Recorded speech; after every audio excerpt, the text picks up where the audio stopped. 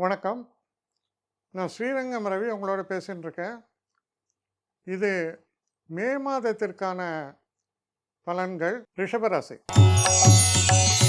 ரிஷபராசி நேயர்களை பொறுத்த வரைக்கும் சுக்கிரன் 12ஆல் இருந்தாலும் நன்மைதான், உங்கள் ராசிக்குள்ளே வந்தாலும் நன்மைதான். சுக்கிரனுக்கு அந்த ஒரு எக்ஸம்ஷன் இருக்கு. அதனால் சுக்கிரன் இந்த மாதம் 21ஆம் தேதி உங்கள் ராசிக்குள்ளே வர்றார். அதே நேரத்தில் சூரியன் 15ஆம் தேதி, அதாவது வைகாசி மாதம் சொல்கிறோம், அப்போ அவங்க ராசிக்குள்ளே வர்றார். இது அக்னி நட்சத்திரத்தின் ஒரு காலம். முக்கியமாக உஷ்ணாதிக்க நோய்கள் தாக்கக்கூடும். உங்களுடைய ராசியில் நீங்கள் சிக்கக்கூடிய ஒரு விஷயம் என்னென்னா, ருச்சிக்கு அடிமையானவர்கள் நீங்கள். நல்ல டேஸ்டி ஃபுட்டாக இருந்தால் ஆரோக்கியத்தை பற்றி கவலைப்படாமல் ஒரு வளைச்சி கட்டிடுவீங்க.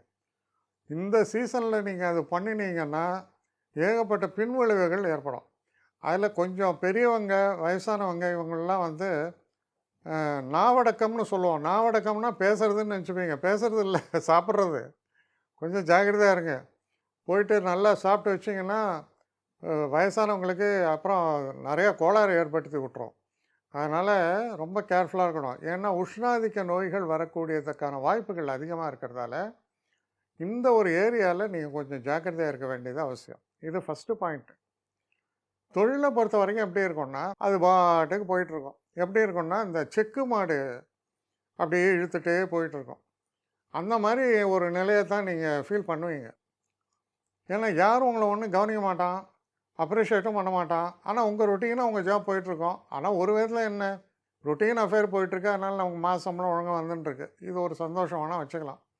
நான் அதை சாதிப்பேன், இதை சாதிப்பேன்லாம் நினச்சிங்கன்னா அதுக்கான ஒரு ஓப்பனிங் பெருசாக இருக்காது. அதே நேரத்தில் குரு உங்கள் ராசிக்குள்ளே வர்றார். அப்போ குரு ராசிக்குள்ளே வந்தால் என்ன ஆகும்னா, ஒரு ரெஸ்ட்லெஸ்னஸை ஏற்படுத்தி தருவார் குரு. அப்போ ரெஸ்ட்லெஸ்னஸ் வரும்போது என்ன ஆகும், நான் என்ன இப்படியே இருக்க போகிறேன் அவன் லைஃப்பில், நான் எதாவது புதுசாக செய்யணும், நான் எதாவது புதுசாக சாதிக்கணும், இது மைண்டில் அதிகமாக ஓட ஆரம்பிக்கும். அப்போது எப்போ பார்த்தாலும் நமக்கு ஒரு சிந்தனை, ஐயோ I am wasting my time, இந்த நாள் வேஸ்ட்டாக போச்சு, நாளைக்கு இதை பற்றி உருப்படியாக, இப்படியே பல யோசனைகள் ஓடும். ஆனால் அதுதான் குரோத்துக்கான ஒரு அடிப்படை. செய்யுங்க. ஏன்னா ஒரு வசனமே உண்டு, ஜென்மகுரு ராமர் வனத்திலே. ராமருக்கே அந்த கதைனா உங்கள் கதை என்ன? ஸோ எல்லாம் வரும், அதெல்லாம் பார்த்துங்க. தொழிலை பொறுத்த வரைக்கும் உடனடியாக மாற்றங்கள்லாம் எதிர்பார்க்காதீங்க, அது நடக்காது. ஆனால் நிச்சயமாக உங்களுடைய அந்த ஒரு தவிப்பு நல்ல ஒரு பலனை கண்டிப்பாக உங்களுக்கு பெற்றுத்தரும். நீங்கள் உறுதியாக நம்பலாம்.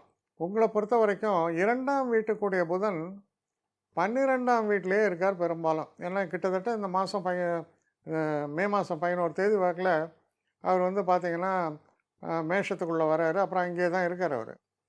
இப்போ புதன் 12ஆம் வீட்டில் இருக்கும் பொழுது படிக்கக்கூடிய மாணவர்களுக்கு பெருத்த அதிர்ஷ்டம் ஏற்படும். ரொம்ப சிறப்பாக அவங்க மார்க்கெல்லாம் வாங்குவாங்க, பிரமாதமாக பர்ஃபார்ம் பண்ணுவாங்க. அவங்க பார்த்திங்கன்னா குறிப்பாக இந்த நீட் எக்ஸாம்லாம் போகிறவங்கலாம் பார்த்திங்கன்னா நல்ல ஃப்ளையிங் கலர்ஸு, அவங்க எதிர்பார்த்ததை விட பிரமாதமாக வாங்குவாங்க. வாங்கி entitled for a medical seat சொல்லி கேட்கலாம். அந்த அளவுக்கு பிரமாதமாக பர்ஃபார்ம் பண்ணுறதுக்கான வாய்ப்புகள். அதுக்குன்னு மற்ற ராசிகள்லாம் இல்லைன்னா இல்லை, இவங்களுக்குள்ள குறிப்பாக சொல்கிற மாதிரி இருக்கனால சொல்கிறேன். அதோட உங்களுக்கு முக்கியமான ஒரு விஷயம் என்னென்னா, வெளிநாட்டு பயணங்கள் போகணும், இல்லை வெளிநாட்டில் போய் கல்வியை தொடரணும். இதெல்லாம் நினைக்கிறவங்களுக்கு இது ஒரு நல்ல ஒரு ஆப்பர்ச்சுனிட்டி ஓப்பன் அவுட் பண்ணி தரக்கூடிய விஷயம். ஆனால் இப்போ வேலையில் செய்கிறவங்க ஒரு மிடில் ஏஜ் பீப்புள், இவங்கெல்லாம் பார்த்திங்கன்னா மாற்றங்களை எதிர்நோக்கி இருப்பீங்க. செய்கிற இடத்துல கொஞ்சம் ஃப்ரஸ்ட்ரேட்டிங்காக தான் இருக்குது. இருந்தாலும் உடனடியாக மாற்றங்கள் நிகழக்கூடியதுக்கான வாய்ப்புகள் குறைவு. முக்கியமாக ஒரு விஷயம் மனசில் வச்சுங்க, கொஞ்சம் அமைதிப்படுத்துங்கள் மனதை சஞ்சலப்படுத்தினீங்க அப்படின்னு சொன்னால் தான் கஷ்டம். கொஞ்சம் அமைதியாக இருங்க, அது உங்களுக்கு நன்மையை பயக்கும். நிறைய பேர் என்னை எப்படி காண்டாக்ட் பண்ணுறதுன்னு கேட்குறாங்க.